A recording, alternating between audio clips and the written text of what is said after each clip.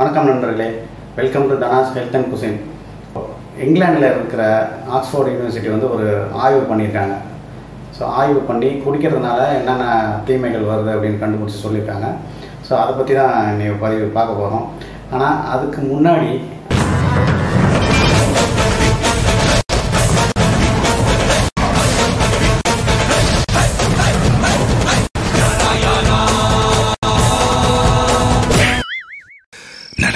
பயமா இருக்கு. லைக் பண்ணுங்கள், ஷேர் பண்ணுங்கள், சப்ஸ்கிரைப் பண்ணுங்கள். இந்த குடின்றது, இந்த பெவரேஜ்ன்றது, இந்த மதுன்றது எங்கேருந்து வந்தது, ஆரிஜின் எங்கேருந்து தோன்றுச்சு அப்படின்னு பார்க்கும்போது சிந்து சமவெளி நாகரிகம் கிறிஸ்து பிறப்பதற்கு 3000 ஆண்டுகளுக்கு முன்னே வந்து இந்த மதுலாம் வந்திருக்கு. பெவரேஜ் இது மாதிரி காய்ச்சி ஆல்கஹால் எடுத்துருக்காங்க. ஸோ அப்போ வந்து அப்படின்னா இப்போ வந்து போடுற மாதிரி அப்போ வந்து சர்க்கரை எல்லாம் எடுத்துட்டாங்க அப்படின்னா அதெல்லாம் இருக்காது. ஸோ நேச்சுரல் சுகராக இருந்தது. நேச்சுரல் சுகர்னால் தேன், அந்த இனிப்பு இருக்கிற அந்த மூங்கில் புல், அது மாதிரி வகைகள், இந்த பூவு இதெல்லாம் போட்டு தான் தயாரித்தாங்க. அதுக்கப்புறம் வந்து இந்தியாவுக்கு வந்த பார்வையாளர்கள்லாம் வந்து அதை எடுத்துகிட்டு போய் காப்பி பண்ணி எல்லாம் உலகம் ஃபுல்லாக பரவிடுச்சு. பார்த்திங்கன்னா இந்த பிவரேஜோட இன்கம் பார்த்திங்கன்னா உலக லெவலில் இதோட இன்கம்னு பார்த்திங்கன்னா $1.7 trillion US டாலர்ஸ். ஸோ இந்த அளவில் வந்து நம்ம பொருளாதாரத்தில் ஒரு முக்கிய பங்கு வகிக்குது. இப்போ ஸோ இது வந்து இந்தியாவில் மட்டும் வந்து $250 மில்லியன். இப்போ தமிழ்நாடுக்கு பார்த்திங்கன்னா கிட்டத்தட்ட 36,000 கோடி இதனால் லாபம். 36,000 கோடினா 36,000 கோடி லாபமா அப்படின்னா இல்லை. அதுக்கு வந்து கொள்முதல், அதே மாதிரி நம்ம சேல்ரி அதெல்லாம் கழிச்சாக்கா பார்த்திங்கன்னா ஒரு 17,000 கோடி வருது. அதுவும் ஒரு முக்கியமான பங்கு தான் அப்படியே தமிழ்நாடு கவர்மெண்ட்டுக்கு இதனால் இன்கம். குறிப்பா சொல்ல போனா முதல் போட்டு தொழில் பண்றா. இந்த இந்தியாவில் வந்து 100% 100 பேர் குடிக்கிறாங்க அப்படின்னா அதில் வந்து தமிழ்நாட்டில் மாத்திரமே வந்து 13% இருக்காங்க. ஸோ 13% கொள்முதல் ஆகுது, வியாபாரம் ஆகுது. அது மாதிரி இப்போ தமிழ்நாடு முதல் அப்படின்னா இதுலேயும் முதலாக வந்துக்கிட்டு இருக்குது அப்படின்றத நம்ம தெரிஞ்சுக்கணும் முக்கியமாக. இப்போது அடுத்தது பார்த்திங்கன்னா தமிழ்நாடு முதல்ல, அடுத்தது பார்த்திங்கன்னா கர்நாடகா, 3ஆவதாக இருக்கிறது கேரளா. எந்த அரசாக இருந்தாலும் அந்த அரசுக்கு ஒரு முக்கியமான இன்கமாக ஆயிடுச்சு. ஸோ அந்த அளவுக்கு நம்ம கொண்டு வந்து நிறுத்திட்டாங்க அப்படின்னு சொல்லலாம். ஸோ இப்போ லாக்டவுன் பீரியடில் கிடைக்கல, என்ன பண்ணலாம், நாங்கள் இங்கே ஓடிங்க பிளாக்லாம் வாங்கி பக்கத்து மாநிலங்களில் போயிட்டு வாங்கி குடிக்கிறது, அதெல்லாம் நிறைய நம்ம நியூஸ் கேள்விப்படுறோம். ஸோ அடிமையாக ஆகிட்டோம். கிட்டத்தட்ட நம்ம அடிமையாக ஆகிட்டு விட்டில் பூச்சி மாதிரி அது பின்னாடியே அலையிறோம். இது இல்லையா, மூடிட்டாங்கன்னா உடனே என்ன செய்கிறாங்க நம்ம மக்கள் வந்து ஏதாவது காய்ச்சி ரெடி பண்ணலாம் அப்படின்னு சொல்லிட்டு காய்ச்சி அந்த மாதிரி குடியை நிறுத்தும் போது, எந்த அரசாங்கம் வந்தாலும் குடியை நிறுத்தணும்னு நினைக்கும் போது இந்த டிஸ்அட்வான்டேஜும் இருக்குது. உடனே அந்த மன உளைச்சல் அது இது நாங்கள் குடிச்சிக்கிட்டே இருக்கிறதுனால டக்குன்னு விட முடியாது அப்படின்றாங்க. சில பேர் இந்த தமாஷா இருக்குது, கொரோனா வந்தால் கை கழுவும்போது ஆல்கஹால் போட்டு கழுவுறோம் சானிடைஸ் பண்ணுறதுக்கு, நம்ம உள்ளே சாப்பிட்டா என்ன அப்படின்றாங்க. ஒரு டீச்சர் வந்து 2 கிளாஸில் வச்சுட்டு ஒரு புழு எடுத்து தண்ணியில் போட்டுட்டு அப்புறம் ஒரு புழு எடுத்து ஆல்கஹாலில் போட்டுட்டா 2 புழுவில் ஆல்கஹாலில் போட்ட புழு செத்து போச்சு பாரு அப்படின்றாங்க. என்ன தெரியுது அப்படின்னாக்கா நம்ம ஆல்கஹால் குடித்தாக்கா வயிற்றில் இருக்க புழுலாம் செத்து போயிடும் அப்படின்ற மாதிரி கணக்கு. இப்படி தான் இருக்குது நம்ம சொல்கிறது. சானிடைசர் போட்டு கை கழுவுறதுக்கும் அதே குடிச்சிட்டா நம்மளுக்கு கொரோனா வராதுன்னு சொல்கிறதுக்கும் நம்மள அழிக்கும்ன்றதை நம்மளுக்கு தெரிய வேண்டாமா? கண்டிப்பாக தெரியணும். சரி, அப்போ என்ன பண்ணலாம், கொஞ்சம் கொஞ்சமாக குறைச்சி நிறுத்திடலாமா அப்படின்னு வரும்போது கொஞ்சம் கொஞ்சமாக குறைக்கிறது இல்லை, நான் அளவாக கொஞ்சம் மருந்து மாதிரி சாப்பிட்றேன், சாப்பிட்டா ஒன்றாகாது அப்படின்னு நினைக்கிறவங்களும் இருக்காங்க. நான் மருந்து மாதிரி கொஞ்சமாக சாப்பிட்றேன் அப்படின்னா அதை தான் சொல்ல வர்றாங்க. இப்போ ஆக்ஸ்ஃபோர்ட் யூனிவர்சிட்டி என்ன சொல்கிறாங்க அப்படின்னா இந்த கொஞ்சம் கொஞ்சமாக சாப்பிட்டுட்டு வந்தாலுமே அதில் வந்து கெடுதல் இருக்குது அப்படின்றாங்க. சரி, அதுக்கு முன்னாடி இப்போ இந்த காய்ச்சி குடிக்கிறாங்க அப்படின்னு சொன்னேன் நான். காய்ச்சி இது மாதிரி குடிக்கும்போது அந்த மெத்தனால் அந்த மெத்தனால்ன்றது வந்து இண்டஸ்ட்ரியல் பர்பஸுக்கு வர ஸ்பிரிட்டு அது மாதிரி. இது மெத்தனால்ன்றது வந்து எத்தனால்ன்றது நம்ம குடிக்கிற சாராயம் வந்து மது சார்ந்தது. இதில் வந்து இந்த போடுற அந்த காலத்தில் சொன்ன மாதிரி என்ன போட்டாங்கன்னா பார்த்திங்கன்னா அந்த மரப்பட்டை பழம் இதெல்லாம் போட்டு வந்தது. அது கரெக்டாக எத்தனாலாக இருந்தது. இப்போ அந்த பேட்டரி அது கண்டதெல்லாம் போட்டு பண்ணுறதுனால அது மெத்தனாலாக மாறிடுது.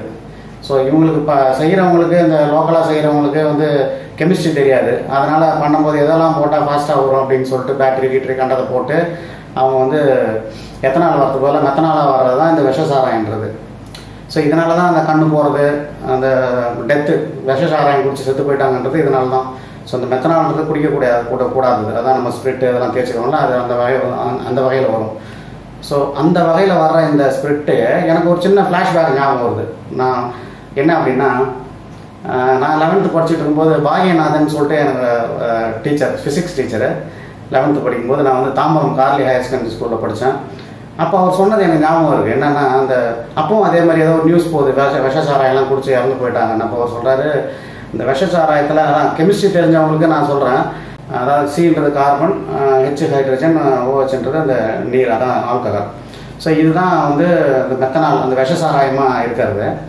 இப்போ இதை வந்து அவர் சிம்பிளாக ஒன்று சொன்னார், அது எனக்கு அப்போல்லாம் புரியல. அதை வந்து லெமன் புழிஞ்சாக்கா, அதான் லெமன்றது சிட்ரிக், இந்த சிட்ரிக் லெமன் புழிஞ்சாக்கா அது வந்து எத்தனால மாறிடும், அது வந்து அப்போ அந்த அளவுக்கு கண்ணுக்குன்னெல்லாம் போகாது, அந்த அளவுக்கு பவர் இருக்காது அப்படின்னாரு. அதான் ஒரு கோவலண்ட் பாண்டு அதை வந்து கட் பண்ணிவிட்டு ட்ரை ஈத்தைல் சிட்ரேட் அப்படின்னு மாறிடும். என்னென்னா C12H20O7 அப்படின்னு ஒரு இது வரும். அந்த கெமிஸ்ட்ரி தெரிஞ்சவங்களுக்கு சிம்பிளாக சொல்லணும் அப்படின்னாக்கா, அதாவது அது ஒரு நீர்த்து போகும்னு வச்சுங்களேன், அந்த அளவுக்கு எஃபெக்டாக இருக்காது அப்படின்னு. இப்போ சில பேர்லாம் பார்த்துருக்கோம், நம்ம கேள்விப்பட்டிருக்கோம், நிறைய சாப்பிட்றாங்க அப்படின்னா அந்த லெமன் கலந்து சாப்பிடும்போது இல்லைன்னா கொஞ்சம் வந்து அதோட பவர் கம்மியாக இருக்குது அப்படின்னு சொல்கிறாங்க இல்லையா, அது மாதிரி இது வந்து போயிடும் அப்படின்னு சொல்லிடுற ஒரு சின்ன ஃப்ளாஷ்பேக்.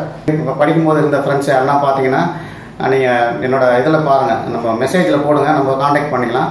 சரி, நம்ம இப்போ சப்ஜெக்ட்டுக்கு வருவோம். இப்போ இந்த லாக்டவுனில் யாரெல்லாம் சாப்பிடாதீங்க, கிடைக்காதீங்க, இது மாதிரி பிளாக்ல சாப்பிடாதீங்க, இங்கே வாங்கி சாப்பிடாதீங்க, ஹானஸ்ட்டாக நம்மளால் இருக்க முடியும் அப்படின்னு இருந்து காமிச்சிங்களோ அதை அப்படியே விட்டுருங்க, அது நல்லது. கொஞ்சமாக சாப்பிட்டா ஒன்றும் இல்லை, ஒரு பீரா சாப்பிட்டாக்கா ஒன்றும் இல்லை, ஒரு ஒயினாக சாப்பிட்டா ஒன்றும் இல்லை, ஹார்ட்டு தானே கெடுதல் அப்படின்னு. ஆனால் என்ன விஷம் அப்படின்றாங்க, விஷம் தானே அப்படின்றாங்க. கொஞ்சமாக சாப்பிட்டா இப்போ நீ 5 வருஷத்தில் உனக்கு பிரச்சனை வர வேண்டியது வேணா ஒரு 6 வருஷத்தில் 7 வருஷத்தில் பிரச்சனை வரலாம், அவ்வளோதான். அப்படி தான் சொல்ல வருது அந்த ரிசர்ச். இந்த ஆக்ஸ்ஃபோர்ட் யூனிவர்சிட்டியில் என்ன சொல்கிறாங்கன்னா, ஒரு 25,000 பேரை வந்து ரிசர்ச் பண்ணியிருக்காங்க இது வரைக்கும். ஸோ இது பண்ணதில் அவங்களோட நிறைய ரிசர்ச் பண்ணி ஒன்றுனா சொல்கிறாங்க. ஸோ அவங்க மூளை வந்து சுருங்குது அப்படின்றாங்க. மூளை சுருங்குதுன்ற சென்ஸ் என்ன அப்படின்னா, நம்ம மூளைன்றது, ஞாபகம்ன்றது, நம்மளோட அறிவுன்றதுலாம் என்ன அப்படின்னா ஒரு கிரே மேட்டர்.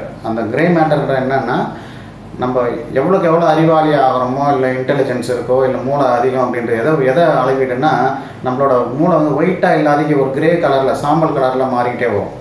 ஸோ அந்த சாம்பல் கலரில் மாறுற பகுதி தான் நம்மளோட பிரெயின் அப்படின்னு சொல்கிறோம். எந்த அளவுக்கு சாம்பல் கலரில் இருக்கிறோம், அந்த கிரே கலரில் இருக்கோ, அந்த அளவுக்கு நம்ம பிரெயினி ஃபெலோ அப்படின்னு வச்சுக்கலாம். ஸோ அது வந்து தேயுது அப்படின்றாங்க, அது சுருங்குது, அது கம்மியாகுது அப்படின்றாங்க.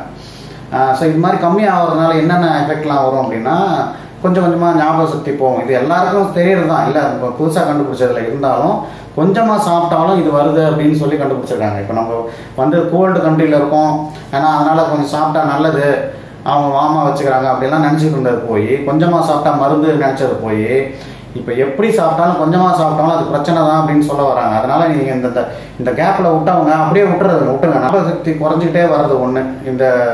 அது இல்லாதக்கு நம்மளோட நரம்பு மண்டலம் டோட்டலாக பாதிக்குது அப்படின்றாங்க. நம்ம நரம்பு மண்டலம் ஏற்கனவே பிபி பற்றி பேசியிருக்கேன். அப்போ வந்து ஆல்கஹால் சாப்பிடும்போது பிபி எந்த அளவுக்கு எப்படி பாதிக்குது அப்படின்றத பற்றி கொஞ்சம் சொல்லியிருக்கேன். அதை போய் பாருங்கள்.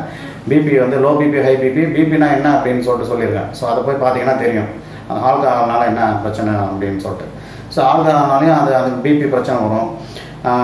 50 வயசுக்குள்ளே, இப்போ ஒரு சராசரி மனுஷனோட வாழ்க்கையில் ஒரு 50 வயசுக்குள்ளே என்னென்னலாம் வியாதி இருக்கோ அதெல்லாம் வந்து போகிறதுக்கு சான்ஸ் இருக்குது. ஏன்னா என்ன அப்படின்னா, நம்மளோட எதிர்ப்பு சக்தி குறைஞ்சுன்றாங்க. முக்கியமானது ஒன்று, ஞாபக சக்தி குறைஞ்சிக்கிட்டே வரும்.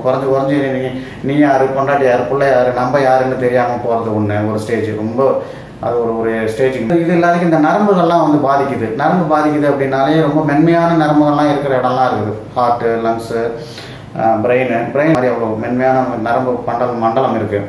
இதெல்லாம் என்ன செய்யும், இதெல்லாம் பாதித்து ரத்தம் கசியும். அந்த ரத்த கசிவுன்றது என்னென்னா ஸ்ட்ரோக்குன்னு சொல்லலாம்.